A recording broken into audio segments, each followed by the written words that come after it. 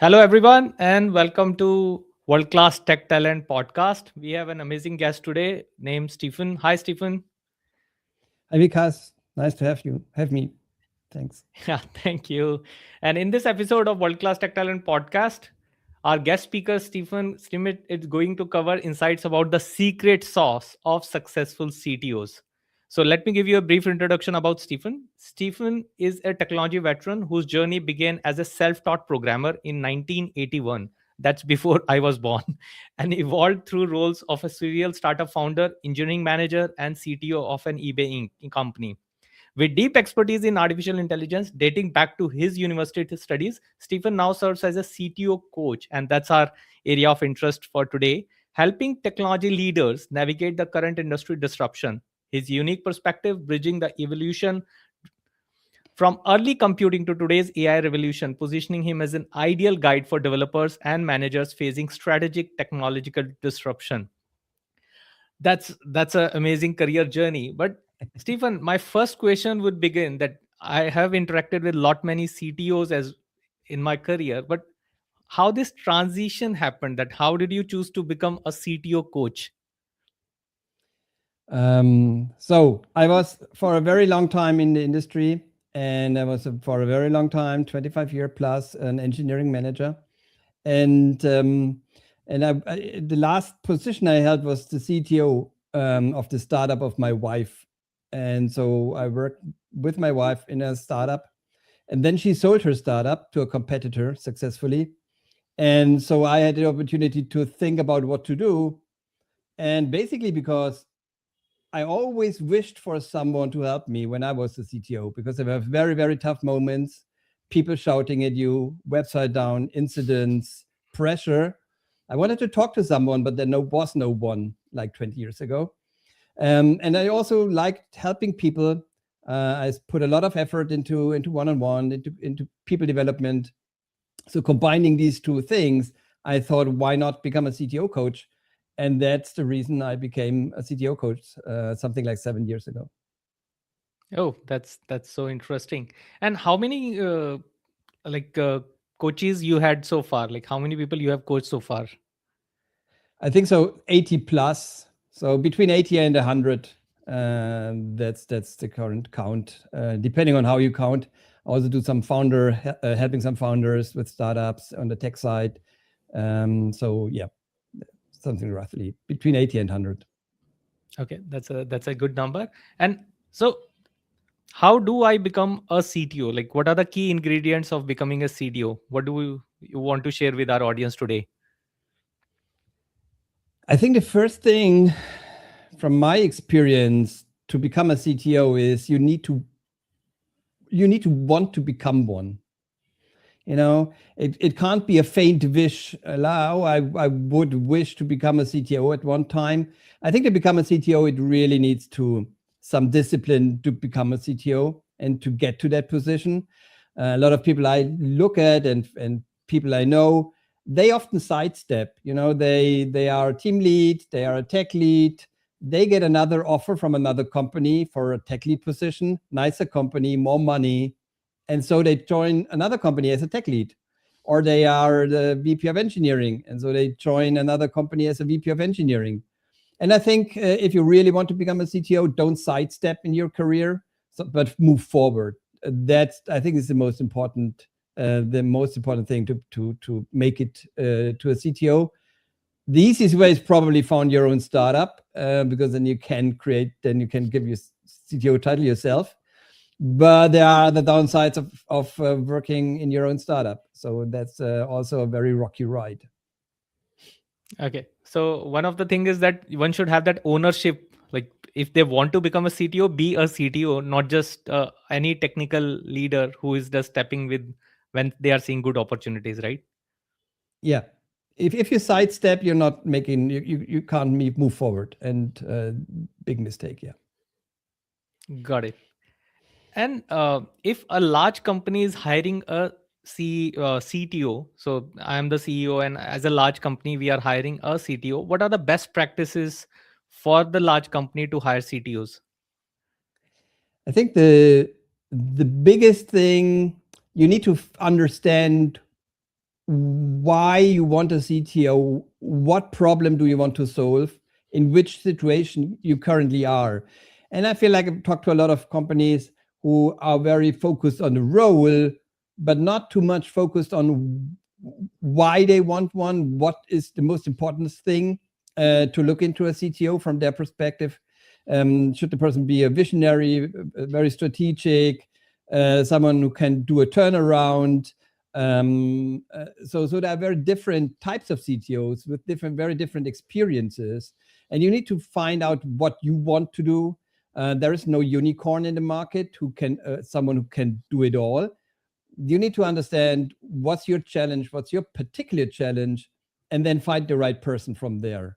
So I think that's when I talk to people, when I talk to CEOs trying to find a CTO, they just think often, not everyone, but a lot of them just think, oh, I need a techie as on the board.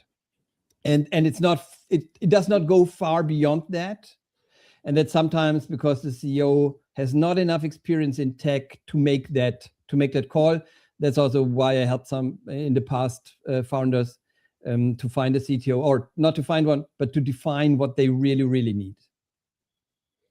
Okay, so we need to have a clear understanding of the problem statement, as you mentioned, that we are trying to solve, and what we are exactly looking from the CTO. Yeah. Right. And I think that's the most important thing. Yeah, and just probably a side question coming out of that: is it good to probably give a promotion to an existing person, or get a CTO from outside? What works best? Just curious. So I'm a huge fan of promotion. Like one of the best thing I think there was a lot of good things at eBay, but one of the very best things at eBay is at the time when I was there was a lot of ongoing promotion inside the company. So there was a tendency to promote people over hiring external people. And the reason for that was, or what enabled eBay at that time to do this, that eBay had a very clear talent management setup and really understood what are the talents in our company. So when there was a need for hiring a CTO, hiring an executive to manage cross-border sales or stuff like that, eBay had a clear understanding who are our top talents, who can we promote in that. That's a necessity to do this. But I'm a huge fan of promotion. It's much faster, it's less risky. And it has a lot of effects on the company. If you promote from internal, then a lot of people see, oh, this is a company who promotes people, so I have a chance to stay in this company and make my career inside the company. That said, there needs to be a mixture, and you need to hire outside people, because I've seen companies who only promote from the inside, and they it's a harsh word, but they kind of degenerate. There are not a lot of new ideas, and so they only have the same ideas. There is a lot of groupthink. So at the right time, for the right problem, it's very, very important, I feel, to hire external people to get new ideas into the company. Okay, so though you prefer promotion, which is an organic form of growth in a company, having said that, we should have that cross-pollination where we are also hiring external talent so that we have a mix of both. Yeah. Right. And any interesting hiring, probably a story that you came across by a large company that you want to share with us, like before we move forward to the next question? Just a thought. Anything interesting? I was hired. I was hired as in a company to help the company introduce Scrum at that time, and also to build a new team.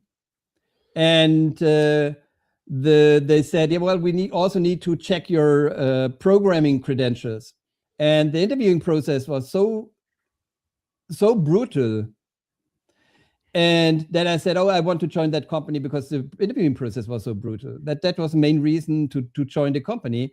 And I learned a lot for my later career for hiring from that process, and from one person in particular in that process I took a lot of things from that person for hiring. And then when I started, they said, "Oh, Stefan, we're sorry, we don't have the position we hired you for. You need to be a programmer for a month."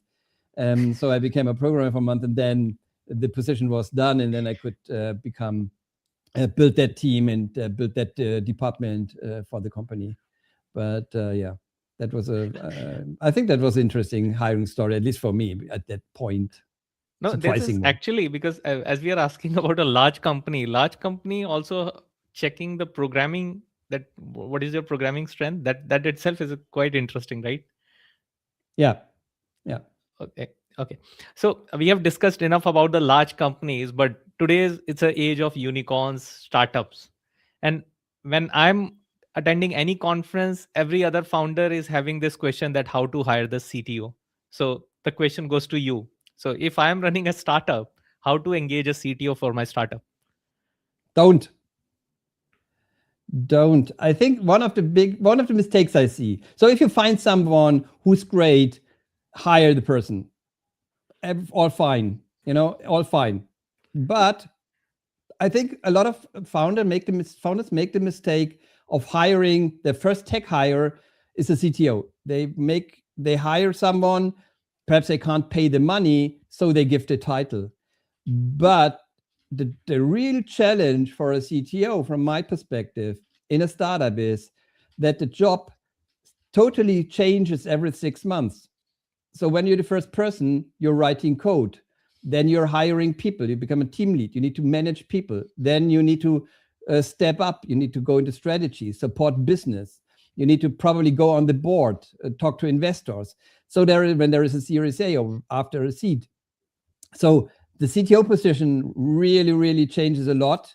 And your first tech hire might not be the person that enables you to go the next 24 months, but it might be with someone only for like getting up to a team lead perhaps, or even only going up to a senior developer from their capabilities of growth.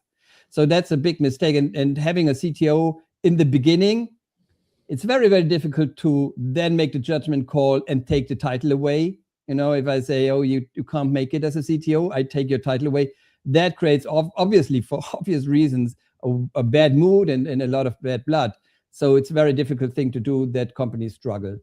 I would say hire a tech lead, and then connect that to milestones. And if they can make those milestones, you promote them. Let's say first prototype delivered, or the MVP built, or the first 1,000 customers, and then say, okay, if we reach that milestone, we promote you to a CTO position. So that makes it less risky, and you also kind of have in mind, by writing down the milestones, everyone is aware of what the growth curve of that person needs to be.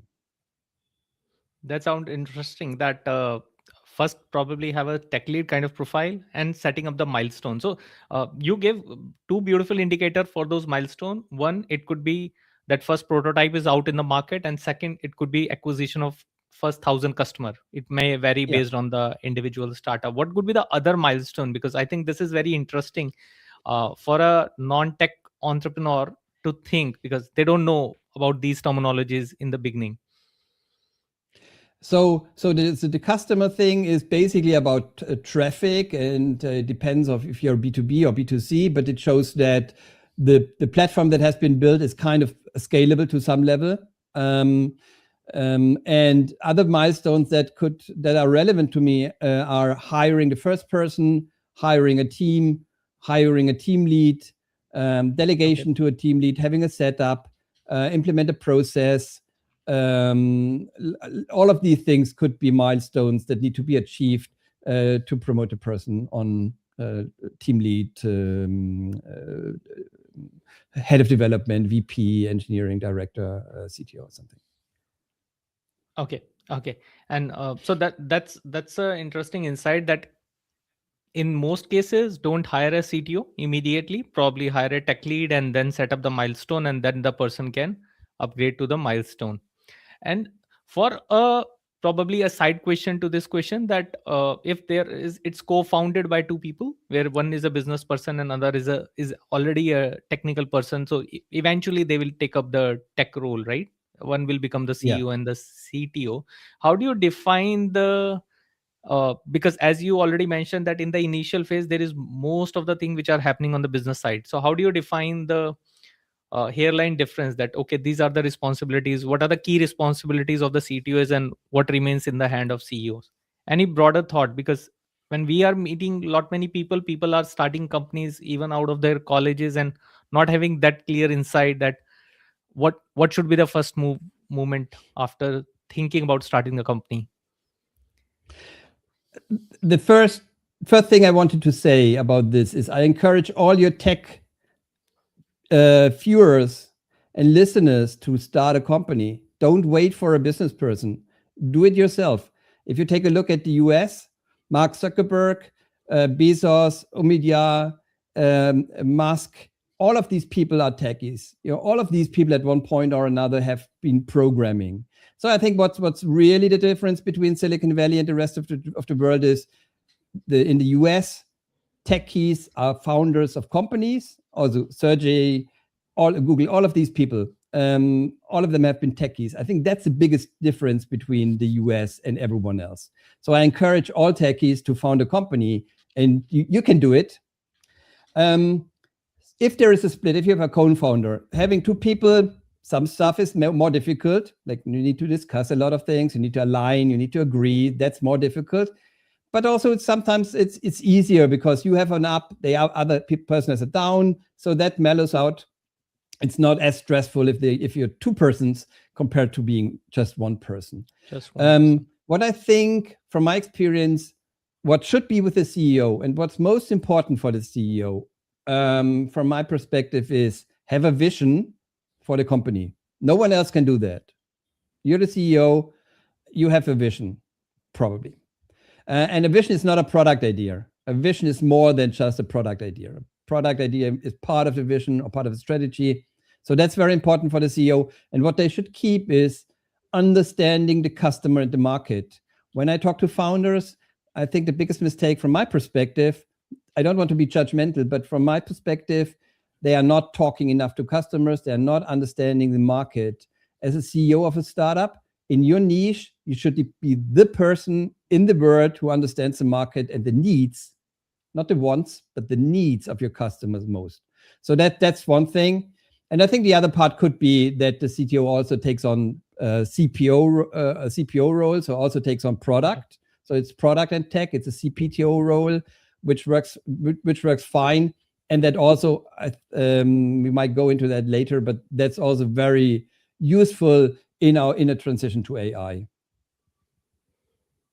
Okay, that's even more interesting. So the title of this podcast, The Secret Sauce of Successful CTOs. So what is the secret sauce? If you want to define 3-4 key attributes, whether it's a small startup or the large enterprise, what are the 3-4 attributes, key attributes that is the secret sauce behind a good and successful CTO? So I have met many CTOs. I did also mentoring. I'm doing mentoring on the side, beside coaching. So on mentoring platforms. So I meet a lot of CTOs. So everyone is different, and every successful CTO is different. That said, I think from my perspective, the most important thing is, as a CTO, only do the things that you can do. Do only the things that only you can do. A lot of CTOs do a lot of other stuff, but you should focus on in my position, what are the things that only I can do and no one else can do? That's very important. Might be vision, tech vision, strategy, might be other things. So I think that's very important. Otherwise, you're neglecting the stuff that should be done. So that's one part of that. The other part of that is it's connected, is ruthlessly delegate everything. You need to be really good at delegation if you grow up. And that's a little bit of a difficult, especially in a growing company, because you have 5 direct reports, works, then you have 20 people in the department, then you have 50. And if you have not started early on to delegate, you're breaking yourself and you're breaking the organization. So that would be the second thing. That's very important. And I wrote a small book which is called Amazing CTO, which Okay, has that's great. 140 rules, I think, for being amazing and stuff that you need to do to be amazing. But I think these are two things. And the third thing that I often do not see in CTOs that I think is very, very important is being an executive, acting as an executive. You're not the chief nerd. You're not the nerd with the biggest title in the company. You're an executive, and you need to act as an executive. And you also need to understand business. In most of the companies, if you're not a very, very specialized company, let's say SpaceX, CTO probably, I don't know them, but I can understand there is so deep technology that you can be totally focused on technology. But in a majority of companies, as a CTO, you need to understand the business part of things. And when I was CTO in several companies, or engineering manager or CTO, and I left, and the team tackled very difficult technical problems and challenges. And I and the team, we were very proud on what we accomplished. And when I left, the CEO or other people said, Stephan, do you know what's great about you? You could explain tech to us, and you understood business. That was valued most, whereas I valued all the very deep technical challenges we solved. So I think that's the third thing, be an executive and understand business. Okay, so three things, just to summarize for our people who are watching the show and people who are going to watch in the future. One, do only thing which you can do. Don't step into the other tasks, because what if you are stepping into the other roles, you may be leaving apart the key things which are required for you, like tech vision. It can be strategy. Second is delegation. One should be very good at delegating things, and one need to balance it out, especially in the growing company, as you mentioned. And to be an executive, because you will be interacting with your tech team, if there is, or probably as an individual, how to create a deep tech startup. And on the other hand, also talk to non-tech business owners and understanding the key requirement of the business.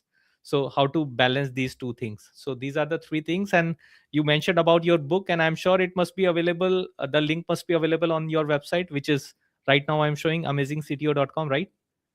Yes, the book is there. It's also on Yeah, Amazon. it's on Amazon. So people, do buy that book so that you can actually know. And there are how many? 140 key principles? Yeah, something like 140, I think.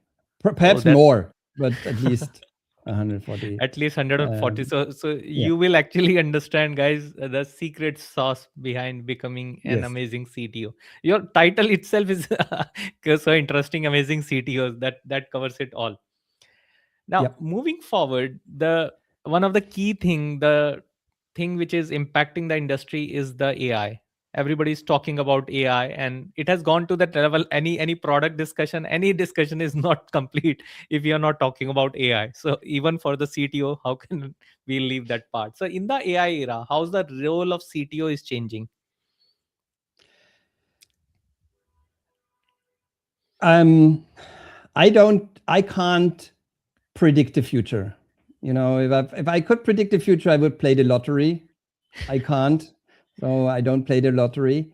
Um, but obviously, everyone is thinking about the future and how AI changes the role. And I've also spent a lot of time thinking about this. I gave some conference talks about this, and I'm talking to my clients about this a lot.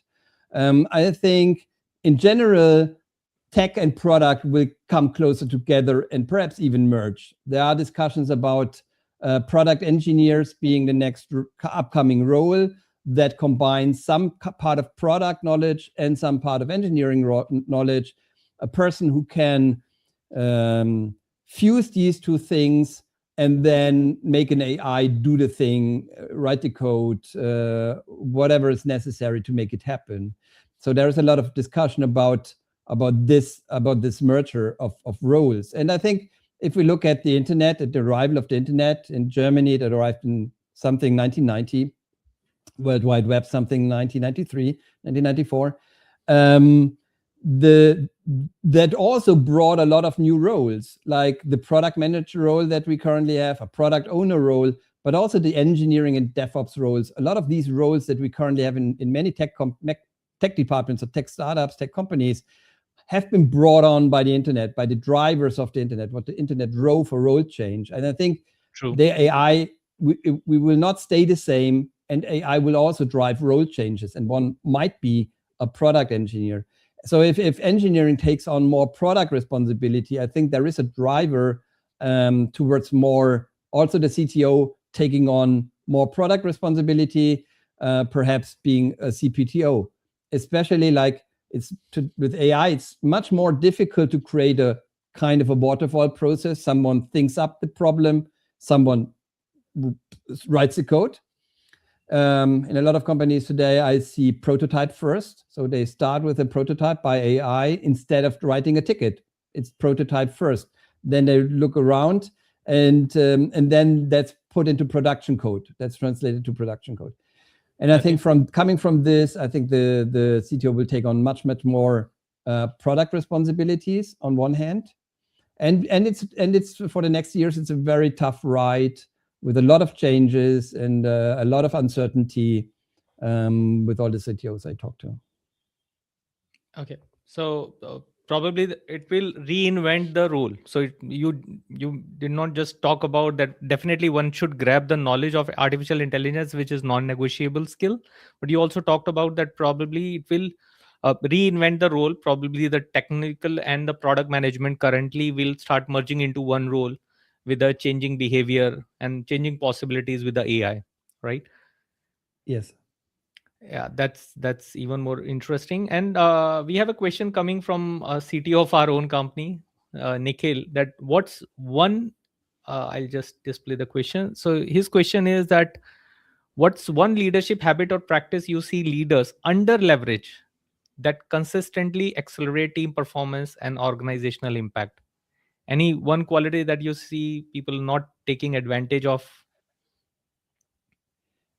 I think for a lot of CTOs, the biggest thing when talking about development performance is you need to talk about development performance. I think that's the most important stuff. You need to make sure that everyone knows that performance is important to you.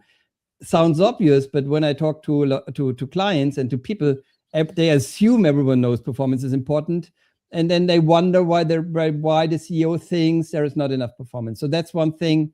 I think that's very, very important. And the second thing I think, which is very important, is you should have an engineering culture, and the engineering culture should be, in my view, I know that's very, very controversial. That's very out of the mainstream, but I think engineering culture should be top down and not bottom up. And I think that's the second thing. Implementing engineering culture from the CTO down also consistently accelerates team performance.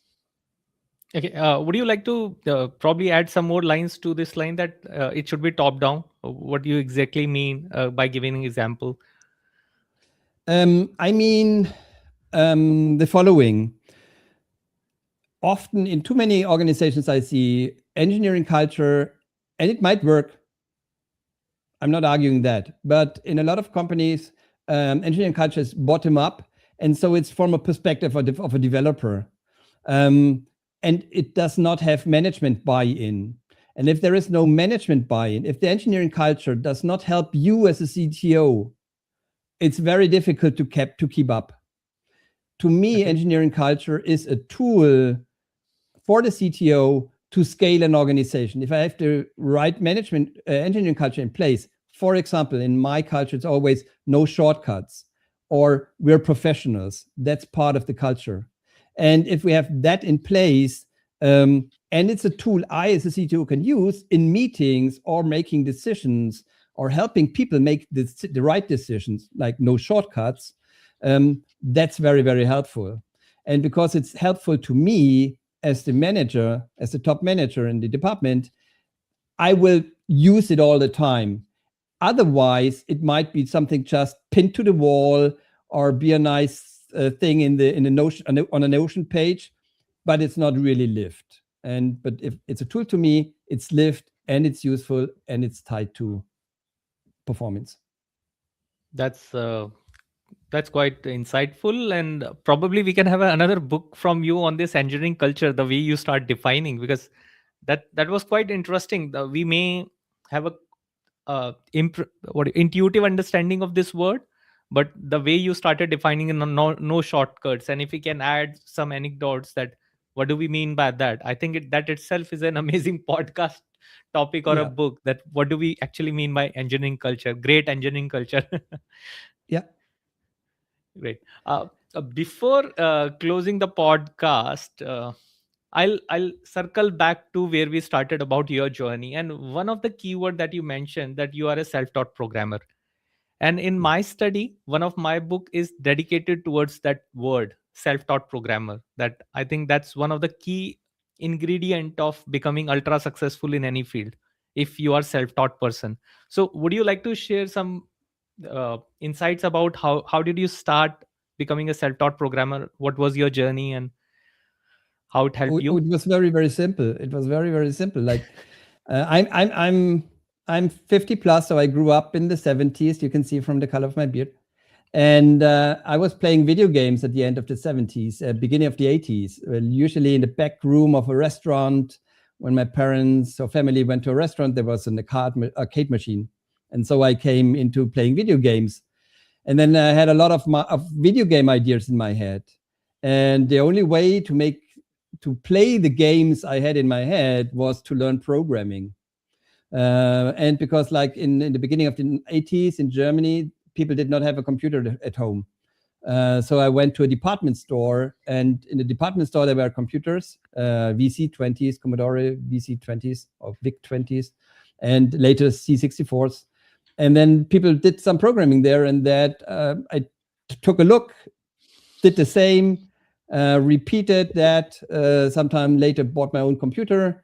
Had a small job as a kid, and then bought my own computer, and that's how I got into programming, becoming. And then I think that's very important for today. Like recently this year, I thought about that, and I got into programming because I thought I was a creator, or because I think I'm a creator. I had ideas in my head I wanted to create, and I needed a tool, and that was programming. And I think today, if you look at AI as a tool, and you like tools to realize your ideas, then we're living in a very, very great age currently, because it's like what was very difficult 40 years ago, writing code, creating a game, doing the stuff, becomes much, much easier today. Okay, that's you defined it in very simple words, but I think that's a very very critical skill, that how one can develop becoming a self-taught person. Any last message to the youth, because nowadays I think lot many people are asking to Elon Musk, that or similar leaders, that if everything is changing so fast, what should we teach to the youth now? What should be taught in school? What should be taught in college? So any message for youth right now? What should they study? I think schools and universities should encourage students and people to become creators and to think as creators. We're going into an age of creation, where everyone can become a creator without becoming a programmer. And I think that spark of innovation, of thinking forward, of visualizing ideas, I think that's a very, very important skill to have. And that's what I think universities and schools should more focus on today. That's even more interesting. And would you like to, before we close, would you like to share about your coaching program a little bit, like people who are interested in joining and attending and connecting with you, how it is defined, and what are the ways to engage with you? Yeah, my coaching program is kind of simple. I focus on growing companies, usually startups, between 5 and 80 developers or 100 developers. That's my focus group. And it has 4 pillars. My coaching has 4 pillars, which is one, consulting. I help my clients get out of their current problems. Mentoring, I enable them with my experience to prepare for upcoming problems. Coaching, which is talking about their personal challenges, like giving pushback or delegation or holding people accountable. And the last one is branding, which means that people can see you the way you want to be seen. And so that's a program, and we do weekly sessions talking about this and getting through the program. Okay, that sounds good. And contact details are mentioned below. So people who are watching right now, amazingcto.com is the go-to website for you. And we have also mentioned the LinkedIn down below. Thanks, Stephen. Thanks for your precious time and sharing the secret sauce of successful CTOs with our viewers today. Thanks, Vikas. Okay, bye-bye.